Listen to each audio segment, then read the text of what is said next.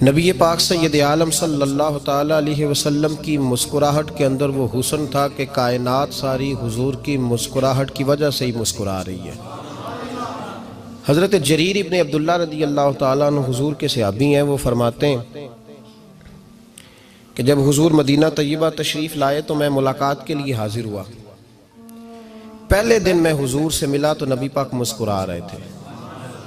پھر 10 سال میں حضور کو دیکھتا رہا،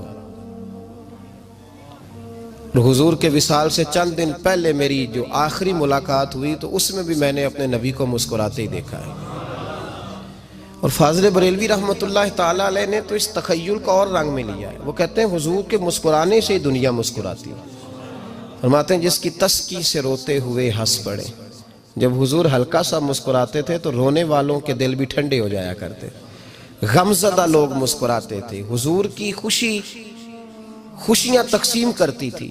نبی پاک صلی اللہ علیہ وسلم کا مسکرانا امت کے دلوں کو ٹھنڈا کرتا تھا۔ فرمایا جس کی تسکی سے روتے ہوئے ہنس پڑیں اس تبسم کی عادت پہ لاکھوں سلام۔ اور فرمایا یہ نہیں تھا کہ حضور بڑے تکلف سے مسکراتے تھے، حضور کی تو عادت تھی اس تبسم کی عادت پہ لاکھوں سلام، مسکراتے رہنا، خوشی کا اظہار۔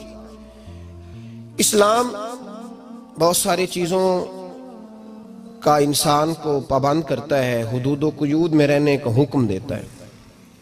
صحابہ کرام علیہم رضوان کے ہاں شادی کے موقع پر بارات لے کر کے جانے کا کوئی رواج نہیں تھا۔ حضرت عبد الرحمن ابن عوف رضی اللہ تعالیٰ عنہ جیسے مالدار لوگ بھی شادی کرتے ہیں تو نبی پاک کے بغیر بھی بارات چلی جاتی ہے۔ کوئی کانسیپٹ نہیں اس طرح کا کہ ڈھیروں بارات لے کے جائی جائے۔ حضرت عبد الرحمن ابن عوف کہتے ہیں میں حضور کی بارگاہ میں آیا تو سفید کپڑے پر پیلا زرد نشان تھا۔ حضور نے فرمایا کیا ہوا، یہ داغ کاہے کا؟ عرض کی حضور کل میں نے نکاح کیا تھا۔ تو محبوب نے جو ارشاد فرمایا اس میں فرمایا بڑی اچھی بات ہے، ولیمہ ضرور کرنا، چاہے ایک بکری ہی ذبح کرنا۔ بارات نہیں لے کے جائی جاتی تھی، ولیمے کا حکم دیا۔ اور بخاری میں نبی پاک نے یہ بھی فرمایا جب تمہیں کوئی ولیمے کی دعوت دے تو جایا کرو۔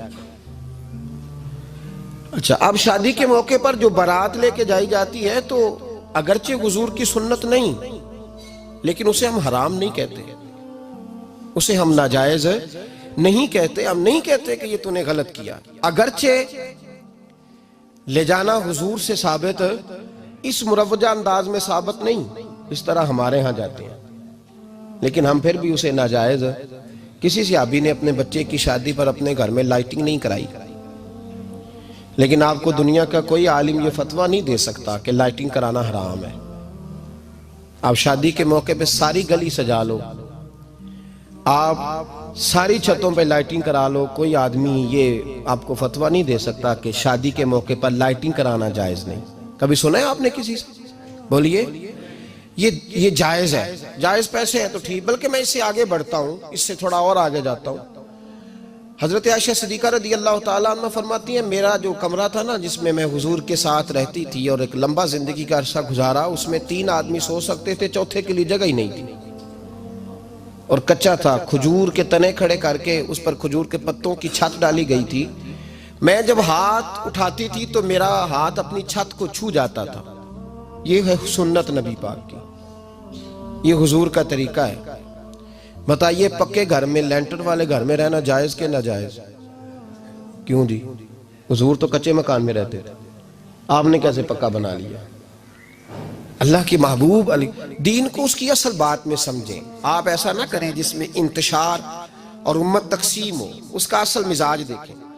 مہندی کے موقع پہ اگر کوئی آدمی 6 دیگیں دال چاول کی پکاتا ہے تو منع نہیں، جائز پیسوں سے پکائے۔ انہیں لائٹنگ لگوائی، کوئی منع نہیں، سارے محلے کو کھانا کھلایا، کوئی منع نہیں، بلکہ نبی پاک نے فرمایا بہترین مسلمان ہی وہ ہے جو سلام پہلے لے اور روٹی زیادہ کھلائے، تو بہترین مسلمان ہے۔ ناجائز کیا ہے؟ ناجائز ہے شادی کے موقع پر بینڈ باجا بجانا، اس میں رقص کرنا، اس میں بھنگڑے ڈالنا، عورتوں مردوں کا اختلاط ہونا، عورتوں کی مووی بنانا، یہ چیزیں ناجائز ہیں۔ تو جو ناجائز ہے اس پہ پابندی لگائی جائے گی، جو جائز ہے اس کے بارے میں یہ کہا جائے گا کہ بھائی احتیاط کی جائے، سنت کی طرف دیکھا جائے تو بہتر یہی ہے۔